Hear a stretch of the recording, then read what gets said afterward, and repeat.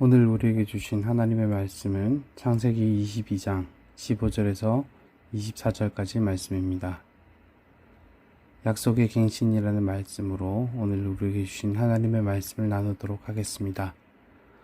어제 우리는 인간이 하나님께 드릴 수 있는 순종의 극치이자 하나님께서 인간에게 요구하시는 신앙의 수준에 대해서 확인했습니다.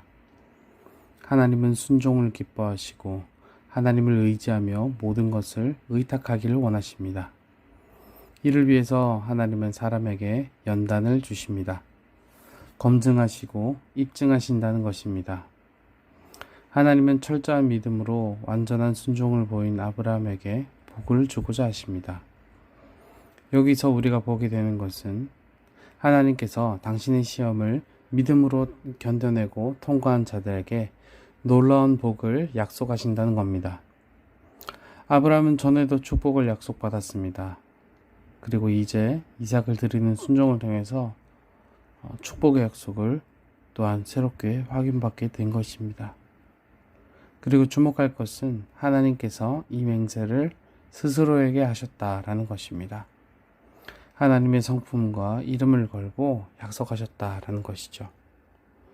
사랑하는 여러분, 시험을 이기고 얻게 되는 하나님의 약속들은 하나님에 의해서 보장되고 확증됩니다. 하나님은 약속을 지키신 하나님이십니다. 성경은 이처럼 약속이 하나님에 대한 증언으로 가득 차 있습니다. 예를 들자면 욥이 연단을 받았지만 끝까지 믿음으로 그 연단을 이겨냈고 결국 하나님께서 욥에게 이전 축복보다 더한 축복으로 욥을 회복시켜 주셨다라는 것을 보게 됩니다. 또 요한계시록도 이를 말합니다. 시험에서 이기는 자에게는 생명의 면류관이 예비되어 있다라고 말합니다. 비록 우리가 시련 앞에서는 주저앉을 수도 있고 눈물 지을 수도 있습니다.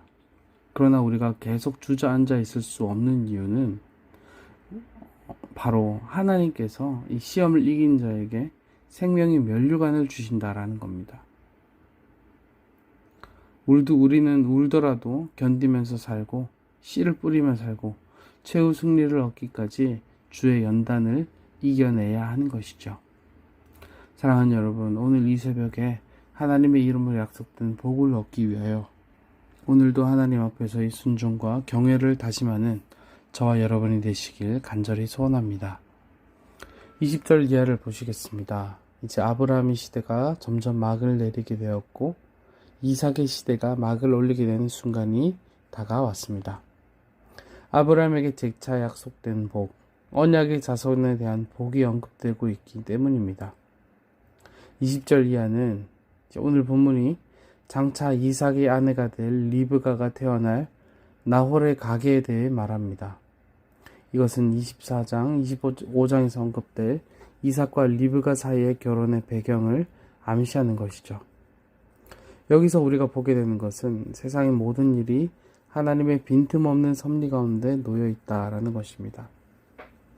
아브라함이 동생 나홀이 자녀를 보았다는 소식을 듣게 된 때는 하나님의 시험이 끝난 직후이고 이삭의 결혼 정년기가 다가온 시점이었습니다. 아브라함에게 소식을 전한 사람이 누구였든 간에 이 소식은 정말 결정적인 소식이 아닐 수 없었습니다. 그런데 리브가를 낳게 되는 아버지의 이름을 보십시오. 부두엘이라고 합니다. 바로 하나님께 속한 사람이다 라는 이름의 뜻을 갖고 있죠. 이것을 통해서 우리는 비록 부두엘이 우상의 도시 하란에 살았지만 그럼에도 그가 하나님을 경외하는 사람이었다는 것을 생각해 볼 수 있습니다. 믿음을 보기 힘든 그 시대 가운데에서도 언약의 자손을 이어가도록 하시려 하나님은 빈틈없이 준비하셨다는 것을 확인할 수가 있는 것이죠. 살면서 하나님께서 살아계시다는 것을 느끼게 될 때, 그리고 하나님을 경외하게 될 때, 하나님을 찬양하게 될 때, 이 모든 계기들은 바로 이와 같은 섭리를 경험하게 되면서부터입니다.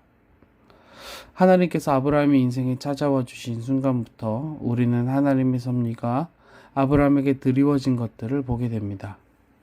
마찬가지로 성도들 우리에게 하나님은 빈틈없이 역사하십니다.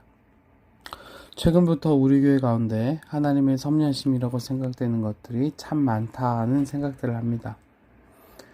총회 70주년을 기하여 공교롭게도 우리 강학구 목사님께서 총회장이 되신 것, 그리고 우리 교회가 하나님 앞에 올려드렸던 70일 새벽 기도가 내년 고신총회 전체로 확대되는 것, 그리고 젊은 인구가 가까이 없었는데 교회 바로 건너편에 1000명 규모의 대학생 행복기숙사가 내년 말부터 열리게 되는 상황들.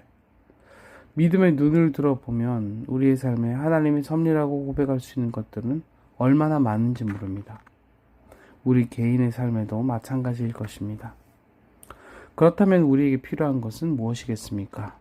바로 이 빈틈없는 완전하신 하나님의 섭리를 인지하고 분별할 수 있는 영적인 성장입니다. 하나님의 섭리인지 무엇인지 모르고 넘어가면 우리는 하나님과 발맞추지 못한다든지 책망을 알아듣지 못한다든지 복을 잡을 기회를 흘려버린다든지 하는 일들이 비일비재할 것입니다. 그렇다면 우리는 어떻게 영적인 역량을 키울 수 있습니까? 제가 말씀드릴 수 있는 것은 요행의 길은 없지만 신앙의 정도를 걷다 보면 하나님께서 우리를 그런 사람으로 만들어 가신다는 것입니다. 교회를 위해 기도하면서 하나님께서 제 마음 가운데 주시는 기도 제목을 말씀드린다면 저는 예배의 회복을 위해서 기도한다라고 말씀드릴 수 있습니다. 이것은 단순한 예배의 참석 숫자의 개념만을 말하는 것은 아닙니다. 하나님께 예배드린 자들이 하나님께서 받으실 만한 예배를 드릴 수 있도록 이끄는 것입니다. 가인의 제사가 아니라 아벨의 제사를 드리는 교회가 되어야 할 것입니다. 예배의 성공자가 되어서 여호와 이레의 고백으로 충만해지는 성도들이 되어야 할 것입니다. 주를 따라 주의 인도하신 끝까지 가는 것을 결단하는 고백이 우리 교회 가운데 울려 퍼져야 할 것입니다. 말씀을 맺겠습니다. 사랑하는 여러분, 하나님은 하나님을 경외하며 하나님의 선한 섭리를 믿는 자들을 사용하셔서 오늘도 이 세상을 회복시키는 일을 감당해 가십니다. 하나님께 순종하심으로 하나님을 경외함으로 하나님이 주실 복에서 떠나지 않는 저와 여러분이 되시길 간절히 소원합니다. 아멘.